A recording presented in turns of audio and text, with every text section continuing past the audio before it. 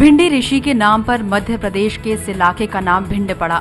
चंबल का ये इलाका सालों तक फूलन देवी, पान सिंह और मलखान सिंह जैसे डकैतों का गढ़ रहा है। जिले में विधानसभा की 5 सीटें हैं। 2008 में भिंड, गोहद और लहर सीट कांग्रेस ने जीती थी, जबकि अटर और महगांव बीजेपी ने। 2008 में भिंड सीट से कांग्रेस के टिकट पर चौधरी राकेश सिंह जीते थे, जो अब बीजेपी में शामिल हो गए हैं।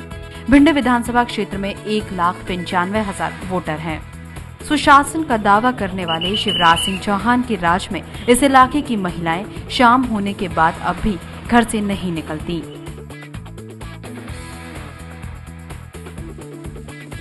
यहाँ जो असामाजिक तत्व हैं वो थोड़ा सक्रिय रहते हैं। प्रशासन भी उतना ढीला है कि पूरी तरह से यहाँ देखरेख नहीं कर पाता है। यहाँ एक तो साफ सफाई नहीं है और दूसरे महिलाओं की कोई सुरक्षा नहीं है। सबसे बड़ी बात तो ये है, रात में वो 7 बजे के बाद निकल नहीं सकती हैं। शहर में शिक्षा से लेकर सफाई तक बड़ा मुद्दा है। आज भी जिले में अवैध खनन को रोकना प्रशासन की बड़ी चुनौती है।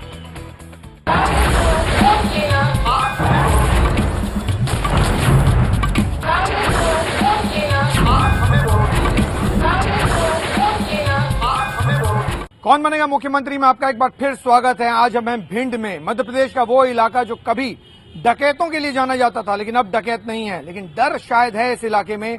कई मुद्दे और हैं जो बाकी जगहों की तरह यहाँ भी हैं। सफाई, विकास बहुत बड़ा मुद्दा है यहाँ पर। कई नेता भी हमारे साथ जिनसे हम बात करेंगे। जनता भी है, जनता भी पूछेगी सवाल।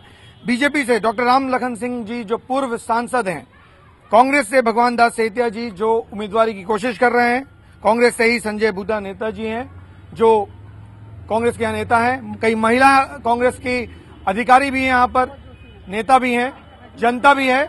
और सबसे पहला सवाल बीजेपी से वो ये कि सिंह साहब क्या चल रहा है यहाँ पर? कुछ घालमेल सा नजर आ रहा है। बीजेपी ने लग रहा है सबका सुपड़ा साफ कर दिया, सभी नेता आप ही की तरह। तो अगर गंगा में सारी नदियां आ जाएंगी तो बाकी लोग राजनीति कैसे करेंगे? नहीं, ऐसा नहीं है। नेता कांग्रेस के और भी हैं, आपके सामने खड़े हैं। लेकिन कोई ये कह के कि कोई सब एक ही पार्टी में शामिल हो गए, ऐसा नहीं है। मैं कुछ डेटा देना चाहूंगा। इस वक्त कांग्रेस के जो विधायक हैं वो आपकी पार्टी में शामिल हो गए। उनका नाम है नरेंद्र सिंह कुशवाहा जी। 2003 में जीते थे, समाजवादी पार्टी में चले गए, वापस बीजेपी में आ गए। बीजेपी से ही जीते थे, वापस बीजेपी में हैं। 2008 में चौधरी राकेश सिंह जी जीते कांग्रेस से, अब वो भाजपा में हैं। आप खुद भाजपा के बहुत बड़े नेता हैं, पिछला चुनाव जीते, इस बार फिर आप लड़े, पार्टी में कोई नेता लड़े, तो बीजेपी में सभी बड़े नेता हैं। तो फिर गुंजाइश कांग्रेस के लिए क्या रहता है? नहीं, कांग्रेस इस समय अगर ऊपरी तौर पे देखते हैं तो कमजोर नजर आती है। लेकिन लोग बढ़ते रहते हैं, नए लोग आते रहते हैं, वो कोई बात नहीं है। कांग्रेस के जो नेता जिसको भी प्रत्याशी बनाएगी, लेकिन ये कह सकते हैं कि कांग्रेस आज कमजोर है, क्योंकि स्वाभाविक तौर पर कमजोर है। भारतीय जनता पार्टी पूरे प्रदेश में जिस तरह से सरकार ने काम किया है, तो इतनी लोकप्रियता मुख्यमंत्री की है कि आज सभी पार्टियां गौड़ हो गई उनके साथ। केवल बीएसपी है, बहुजन समाजवादी पार्टी, जिसने अपना उम्मीदवार घोषित किया है।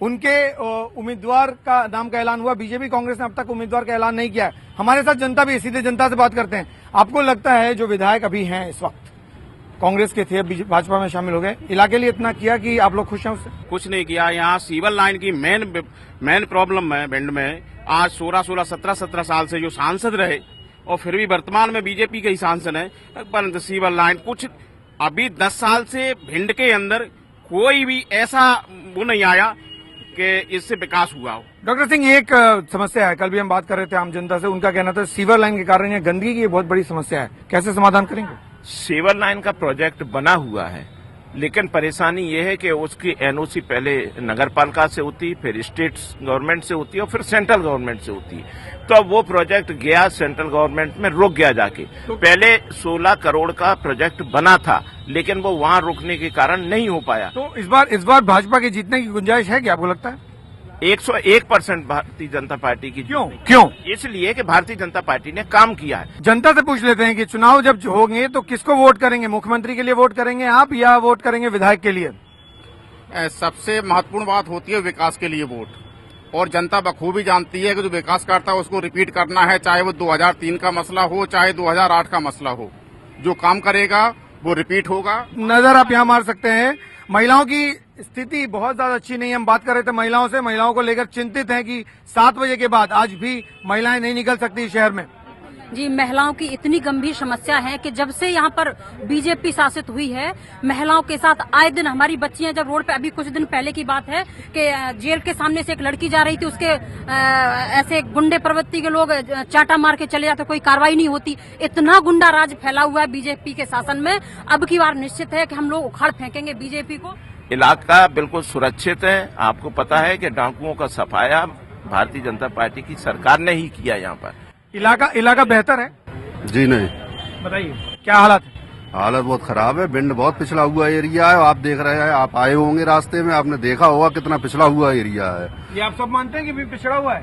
बिल्कुल, आप सब लोग मानते हैं? जी जी हाँ। और कोई मुद्दा जो आम जनता को लगता है? यहाँ जो है पीडीएस और रेत, ये बीजेपी के नेता खा गए।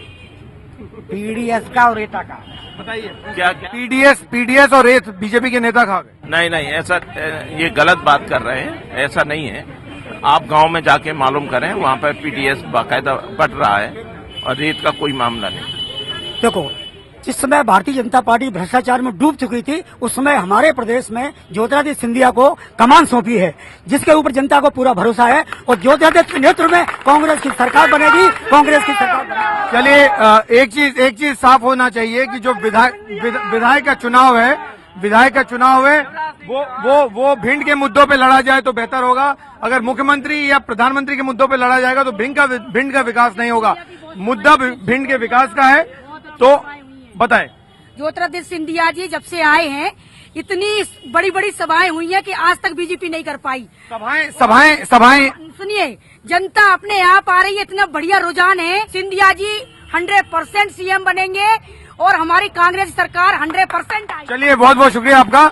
तो ये मूड है भिंड में। जो हम बात कर रहे थे जनता से, नेताओं से, उनका कहना है यहाँ चुनाव तो होंगे भिंड में, लेकिन मुद्दे होंगे कि आखिर मुख्यमंत्री कौन होगा, शिवराज सिंह चौहान या सिंधिया जी, क्योंकि दोनों के बीच ये जो टक्कर हो गई है वो लग रहा है चेहरों की टक्कर है, मुद्दों की कम भिंड को लेकर।